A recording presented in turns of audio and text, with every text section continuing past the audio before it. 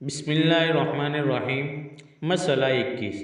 اگر بڑا گھر ہو تو دوسرے کونے پر جا کر دہرانے سے دوسرا سجدہ واجب ہوگا اور تیسرے کونے پر تیسرا سجدہ۔ مسئلہ 22۔ مسجد کا بھی یہی حکم ہے جو ایک کوٹھری کا حکم ہے۔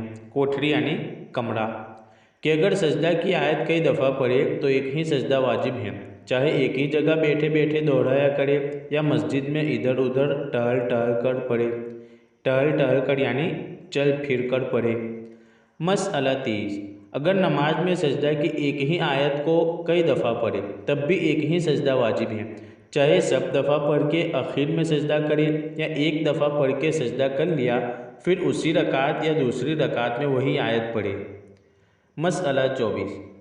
سجدہ کی کوئی آیت پڑھی اور سجدہ نہیں کیا، پھر اسی جگہ نیت باندھ لی اور وہی آیت پھر نماز میں پڑھی اور نماز میں سجدہ تلاوت کیا تو یہی سجدہ کافی ہیں، دونوں سجدے اسی سے ادا ہو جائیں گے، البتہ اگر جگہ بدل گئی ہو تو دوسرا سجدہ بھی واجب ہے۔ مسئلہ 25۔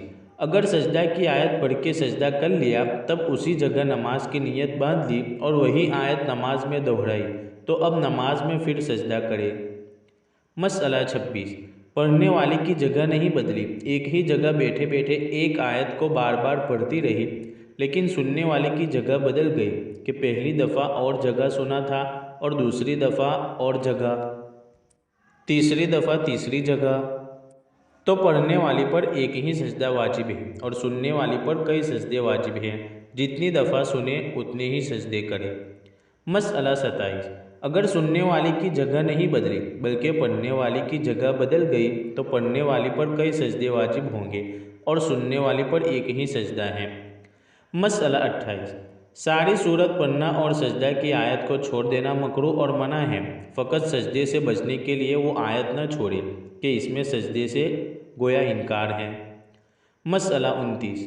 اگر سورت میں کوئی آیت نہ پڑھے، فقط سجدے کی آیت پڑھے تو اس کا کچھ حرج نہیں، اور اگر نماز میں ایسا کرے تو اس میں یہ بھی شرط ہے کہ وہ اتنی بڑی ہو کہ چھوٹی 3 آیت کے برابر ہو، لیکن بہتر یہ ہے کہ سجدہ کی آیت کو 2 ایک آیت کے ساتھ ملا کر پڑھے۔